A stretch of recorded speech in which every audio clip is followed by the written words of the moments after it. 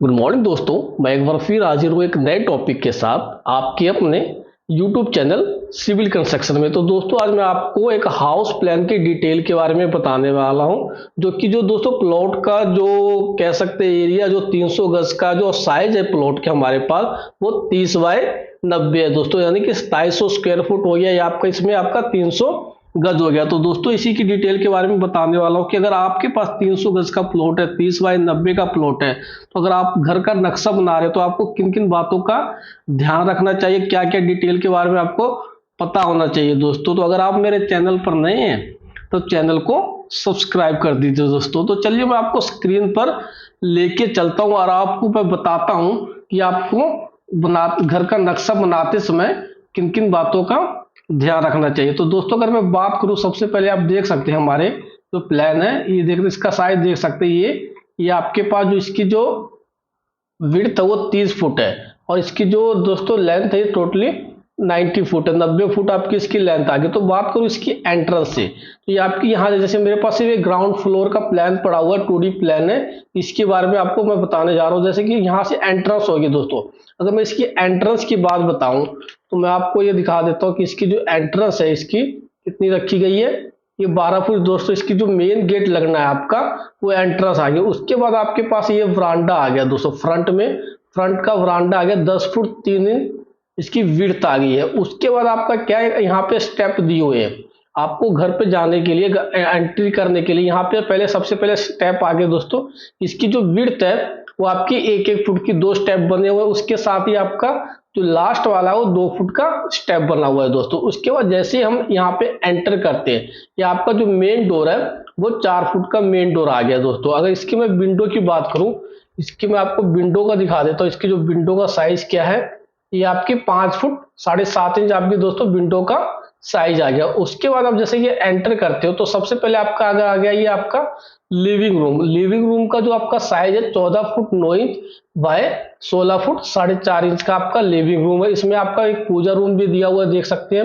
ये पूजा रूम है, 4 foot 9 inch by 5 foot का एक पूजा रूम आ जाता है दोस्तों। ये आपका लिविंग रूम के अंदर आ जाता है। उसके बाद जैसे ही आप आगे एंटर करते हो तो आपको दिखेगा दोस्तों यहाँ पे दोस्तों आप एक चीज और मैं आपको बताना चाहूंगा।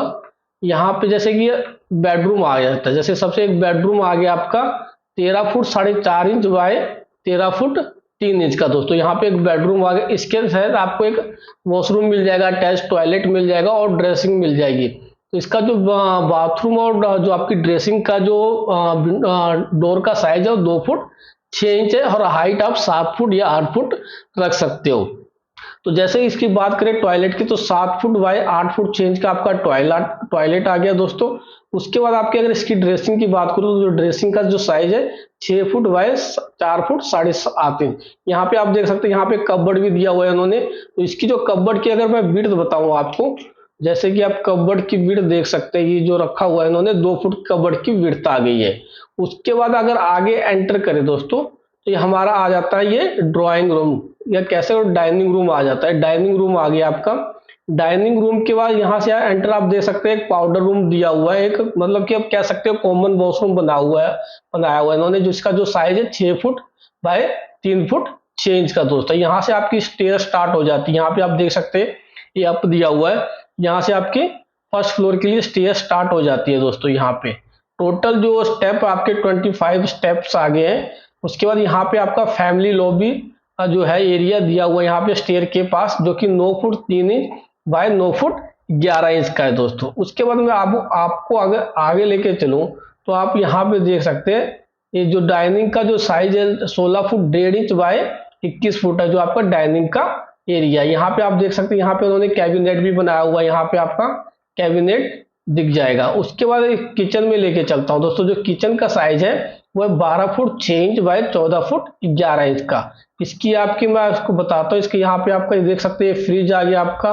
फिर इसकी आपकी जो बनी हुई है दोस्तों स्लैब आ गई, जो किचन की स्लैब आ गई। ये आपका यहाँ पे सिंगल सिंक आ गए, इधर आपकी चिमनी आ गई है, मतलब कि गैस स्टोव इधर आ गया दोस्तों आपका ये चीज। के बाद यहाँ से आपकी एंट्री हो जाएगी। जैसे कि अगर आपने बाहर भी ओपन एरिया छोड़ा हुआ है, जैसे बैक यार्ड भी दिया हुआ है दोस्तों यहाँ पे जाने के लिए।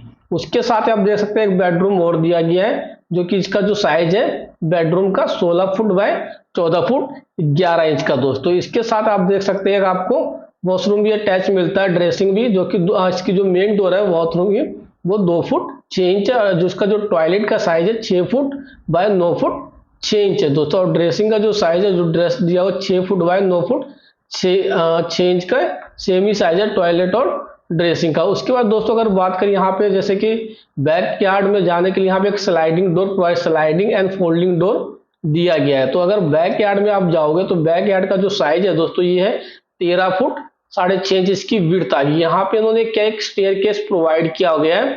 अगर यहाँ से भी इन्होंने एक एंट्री दे दी है बाहर से, जैसे बाहर से इसकी एंट्री दे दी, और जिसका जो डोर का साइज रखा हुआ है इन्होंने वो रखा हुआ है 4 फुट का डोर का साइज। मतलब कि अगर मान लो बाहर से किसी ने आना है तो यहाँ से भी अगर टेरेस पे जाना हो तो यहाँ से टेरेस पे जा सकते हैं दोस्तों। जस्ट आप देख सकते हैं यहाँ पे स्टेयरकेस ये आ गया है।